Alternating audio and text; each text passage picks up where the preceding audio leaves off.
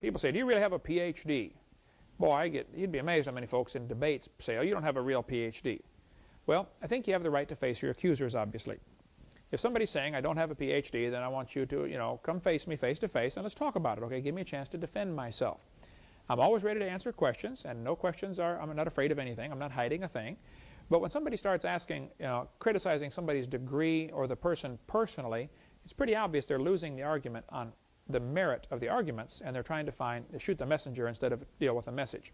So, PhD in the dictionary is Doctor of Philosophy. That's all it means, a Doctor of Philosophy. Here's a photograph or a picture of my PhD from Patriot University in Colorado. Patriot University was part of Hilltop Baptist Church for many years. That's where they were when I got my degree from there. Then they have now become independent, and they moved out to Alamosa, Colorado, about 40-50 miles away from Colorado Springs.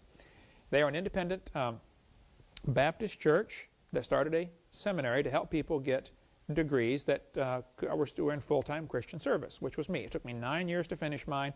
I worked very hard for mine. I don't know if people work for theirs or not, but I worked hard for mine, and I got a PhD. If you don't like it, then call me Bubba or Kent or Hey You, and let's get back to the topic. Okay, you don't have to call me Doctor if you don't like it.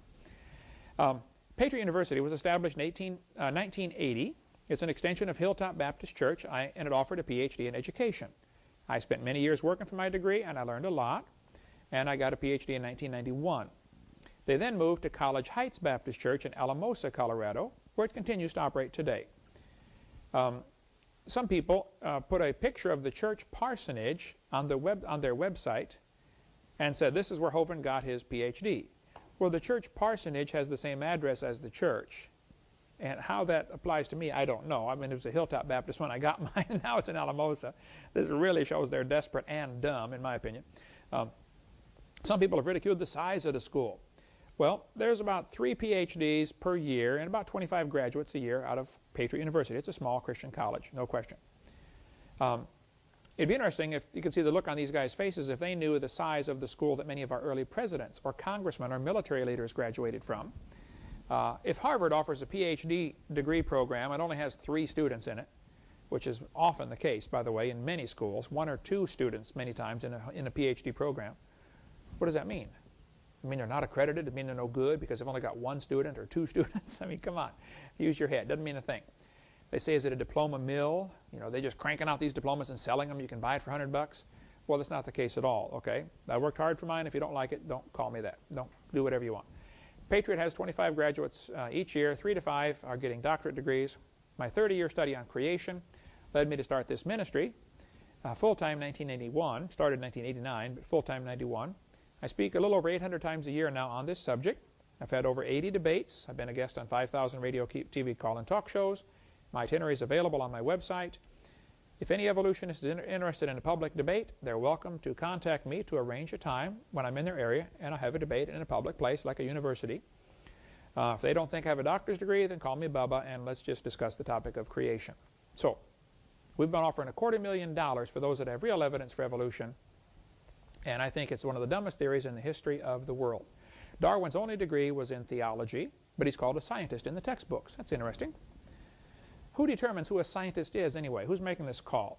You know, a person who studies science is a scientist. Why don't they call him Reverend Darwin? That was his degree.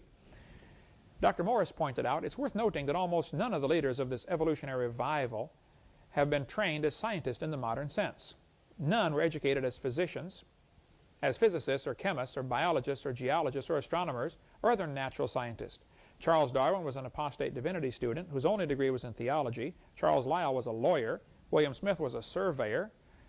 James Hutton was an agriculturist. John Playfair, a mathematician. Robert Chambers, a journalist. Alfred Wallace had little education at all and a brief apprenticeship in surveying. Thomas Huxley had a very indifferent education in medicine. Spencer received practically no formal education except in railroad engineering. Thomas Malthus was a theologian and economist. Erasmus Darwin was a medical doctor and a poet. Yet all of these guys are the founders of the evolution theory.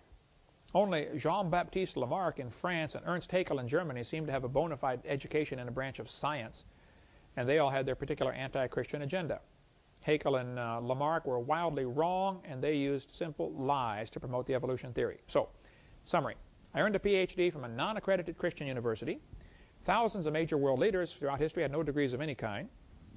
Thousands of major universities today offer distance learning, website learning, internet site. You don't have to go to the school to get your degree. In many cases, there's nothing wrong with that.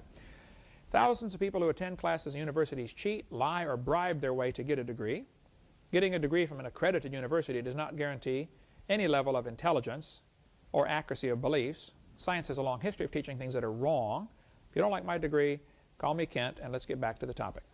So if I was dumb and desperate, I would start attacking the person's degree instead of attacking the subject, which is exactly what's going on. Help them to grow up, get a life, and let's get back to the topic.